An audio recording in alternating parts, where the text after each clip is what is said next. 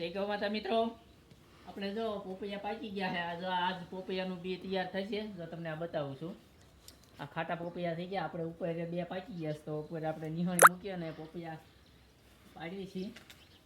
આપણે સ્ટોપ કરી દે સ્ટાર્ટ.